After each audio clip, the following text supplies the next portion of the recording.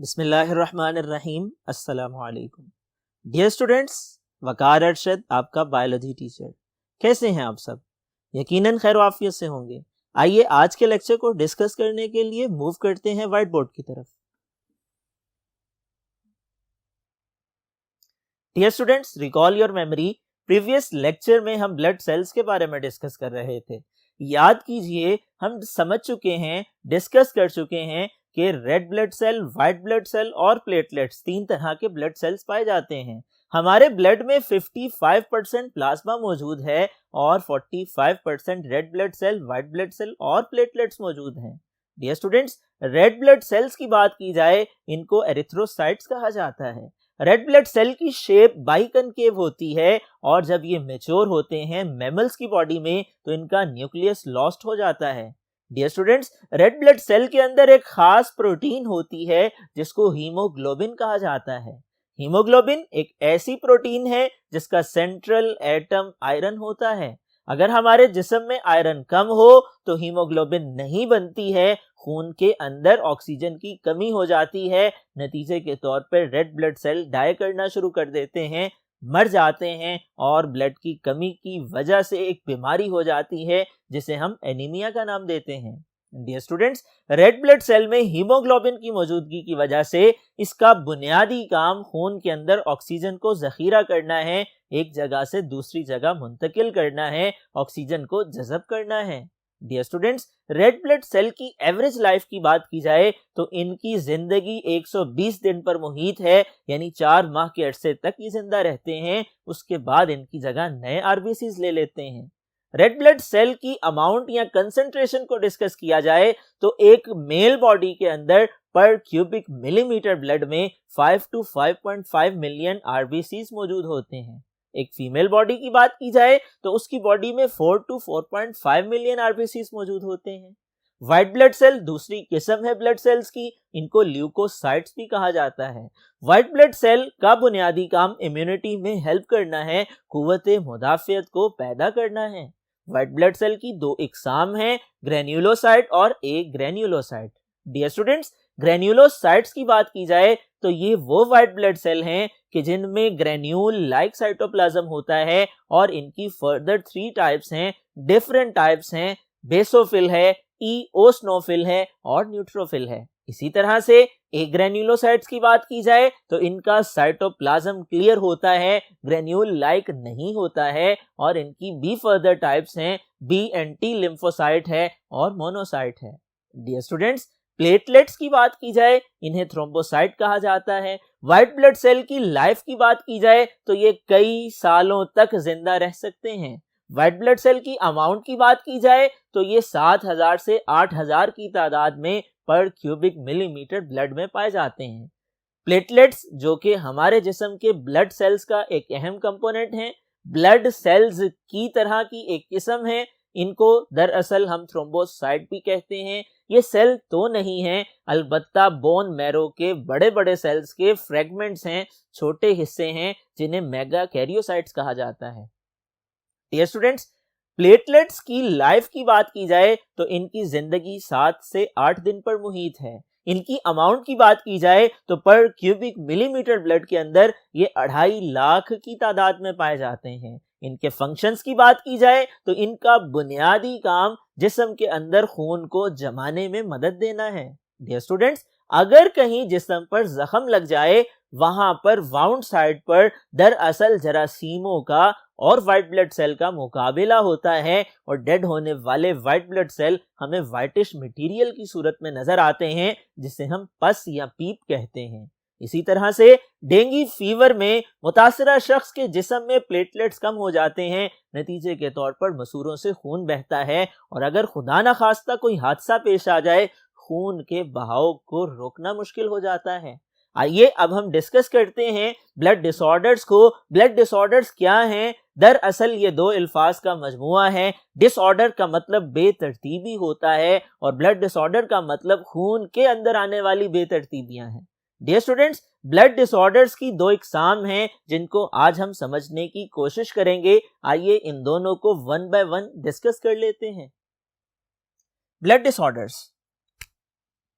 Number 1, leukaemia, number 2 thalassaemia.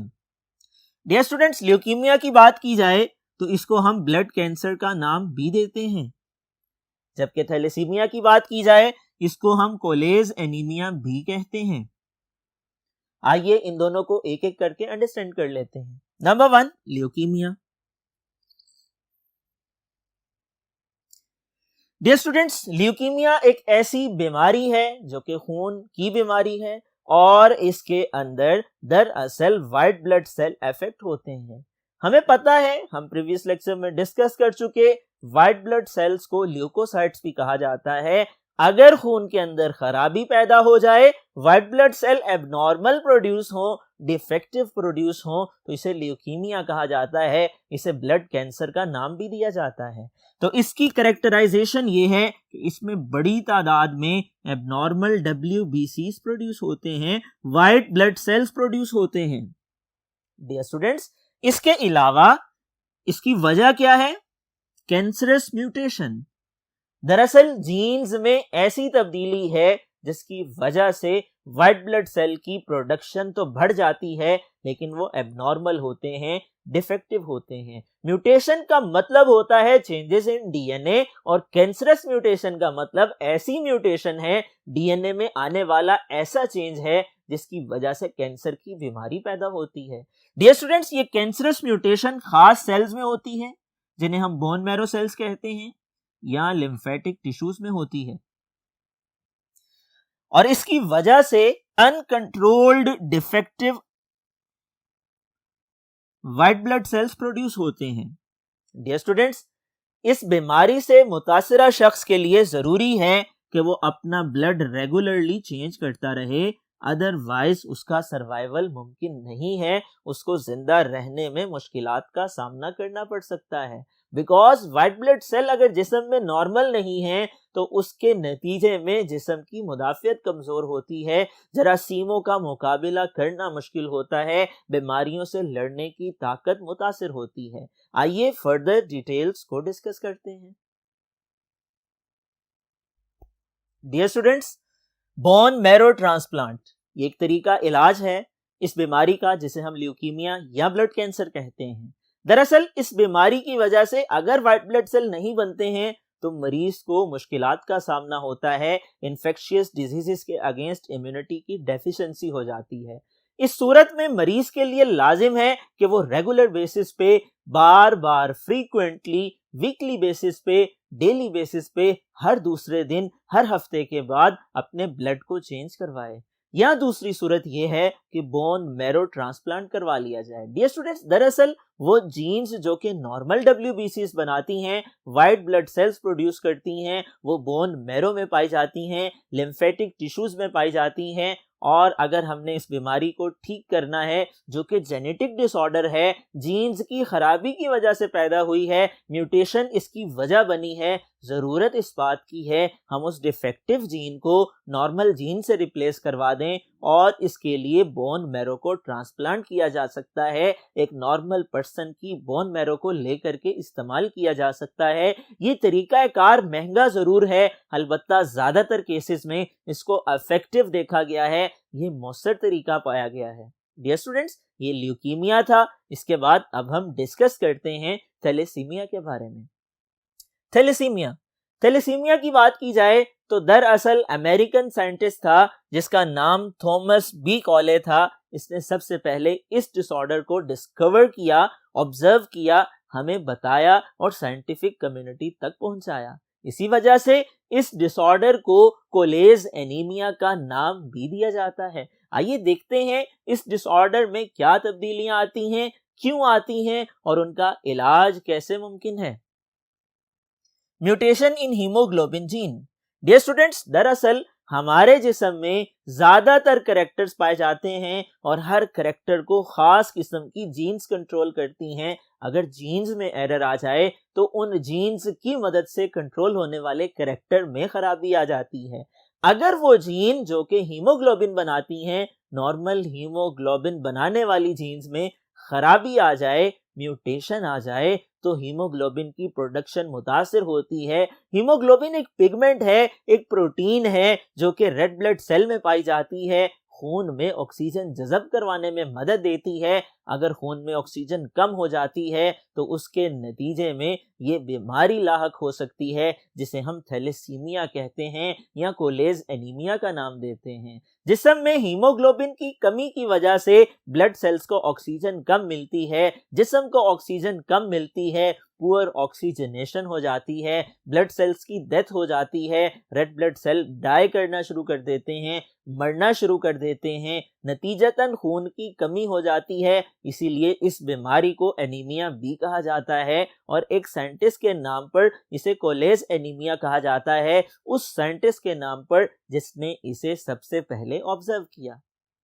Dear students, poor oxygen supply to RBCs की वजह से मुतासिरा शख्स के लिए जिंदगी का सर्वाइवल मुश्किल हो जाता है। इसलिए ऐसे शख्स के लिए बुनियादी जरूरत है कि वो अपना ब्लड रिप्लेस करता रहे, रेगुलर बेसिस पर बार बार अपने ब्लड को तब्दील करवाता रहे। इसका इलाज बोन मैरो ट्रांसप्लांट है। बोन मैरो ट्रांसप्लांट का मतलब क्या है?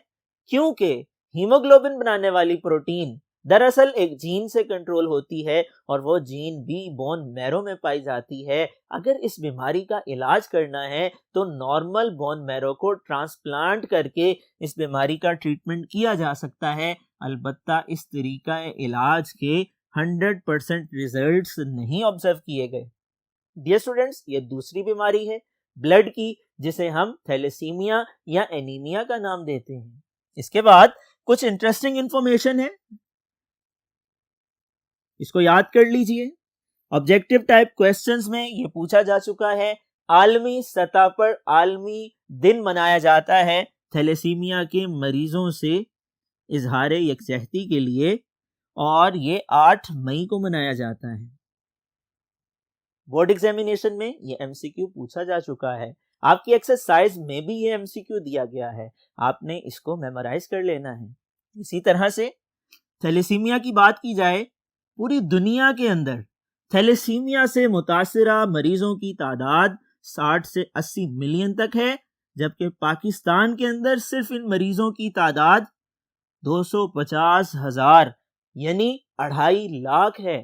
पाकिस्तान में, ईरान में और इंडिया के अंदर थैलेसीमिया का मर्ज बहुत ज्यादा पाया जाता है। ये इंटरेस्टिंग इंफॉर्मेशन है, ये एमसीक्यू में पूछी जा सकती है, आपके ऑब्जेक्टिव टाइप पोर्शन का हिस्सा बन सकती है, आपने इसको भी मेमोराइज कर लेना है। डियर स्टूडेंट्स, इसके बाद अब हम डिस्कस कर लेते हैं ब्लड ग्रुप सिस्टम्स को। ब्लड ग्रुप सिस्टम से क्या मुराद है? दरअसल ब्लड को स्टडी करने के लिए मुख्तलिफ साइंटिस्ट ने ब्लड के क्लासिफिकेशन के नतीजे में ब्लड ग्रुप्स बनाए हैं। आइए इन ब्लड ग्रुप्स को डिस्कस कर लेते हैं, इनके इंट्रोडक्शन को अंडरस्टैंड कर लेते हैं। डियर स्टूडेंट्स, 29 ब्लड ग्रुप ऐसे हैं जिनको international society for blood transfusion ने रिकॉग्नाइज किया है। ये एक आलमी इदारा है जिसकी एब्रिवेशन है ISBT। ISBT का मतलब क्या है? International society for blood transfusion. ये आपसे एमसीक्यू में पूछा जा सकता है, इस एब्रिवेशन से मुतल्लिक सही ऑप्शन बताइए। डियर स्टूडेंट्स, ये एक सोसाइटी है जिसका बुनियादी काम ये है कि ये रिकॉग्नाइज करती है, ये सॉर्ट आउट करती है, एनालाइज करती है ब्लड ग्रुप सिस्टम्स को और उनको सर्टिफाई करती है। इस सोसाइटी के मुताबिक 29 ऐसे ब्लड ग्रुप सिस्टम हैं जिनको फॉलो किया जा सकता है, जिनकी बुनियाद पे ब्लड को स्टडी किया जा सकता है, ब्लड डिसऑर्डर्स का इलाज किया जा सकता है। डियर स्टूडेंट्स, यहाँ पर हमारा मौजू 2 तरह के ब्लड ग्रुप सिस्टम हैं, एक को ABO ब्लड ग्रुप सिस्टम कहा जाता है, एक को RH ब्लड ग्रुप सिस्टम कहा जाता है। ABO ब्लड ग्रुप सिस्टम की बात की जाए, एक साइंटिस्ट जिसका नाम कार्ल लैंडस्टीनर था, 1900 में सबसे पहले ये सिस्टम मुतारिफ करवाया। इस सिस्टम के मुताबिक 4 ब्लड ग्रुप्स हैं और वो किस बुनियाद पे हैं? एंटीजन A या एंटीजन B की मौजूदगी की बुनियाद पर, और वो blood group A, B, O या AB है। इसी तरह RH ब्लड ग्रुप सिस्टम की बात की जाए, इसको मुतारिफ करवाने वाले साइंटिस्ट भी कार्ल लैंडस्टीनर हैं और 1930 में इस सिस्टम को मुतारिफ करवाया। इसके मुताबिक RH एंटीजन की मौजूदगी की बुनियाद पर या गैर मौजूदगी की बुनियाद पर दो ब्लड ग्रुप्स पाए जाते हैं। एक को पॉजिटिव का नाम दिया जाता है और एक को नेगेटिव का नाम दिया जाता है। डियर स्टूडेंट्स, ये दोनों क्लासिफिकेशन क्या हैं, इनकी तफसीलात क्या हैं, इनके मुताबिक क्लासिफाई किए गए ब्लड ग्रुप्स कौन से हैं, ये हमारा अगले लेक्चर में मौजू होगा और हम इनको डिटेल में डिस्कस करेंगे। मुझे उम्मीद है आज का लेक्चर आप लोगों ने समझ लिया होगा और समझने के बाद आपने इसको फौरन से पहले याद भी करना है। याद करने के लिए आपने अपनी नोटबुक पे आज के लेक्चर को नोट डाउन करना है। डियर स्टूडेंट्स, आज का ये लेक्चर बहुत से हवालों से अहमियत का हामिल है। आपसे लॉन्ग क्वेश्चन पूछा जा सकता है, ब्लड डिसऑर्डर्स पर डिटेल नोट लिखिए। आपसे सवाल पूछा जा सकता है, बताइए ल्यूकीमिया से क्या मुराद है या ब्लड कैंसर किसको कहते हैं। आपसे सवाल पूछा जा सकता है, ल्यूकीमिया का ट्रीटमेंट बताइए या थैलेसीमिया का ट्रीटमेंट बताइए। आपसे सवाल पूछा जा सकता है, ल्यूकीमिया या थैलेसीमिया की वजूहात बताइए। ये मुख्तलिफ सवालात आपके इम्तिहानात में पूछे जा सकते हैं। आलमी सतह पर थैलेसीमिया का दिन कब मनाया जाता है, MCQ में पूछा जा सकता है। पाकिस्तान में या दुनिया के अंदर थैलेसीमिया के मरीजों की तादाद क्या है, MCQ में पूछा जा सकता है। कार्ल लैंडस्टीनर का नाम जिसने ABO और RH ब्लड ग्रुप सिस्टम दिया, MCQ में पूछा जा सकता है।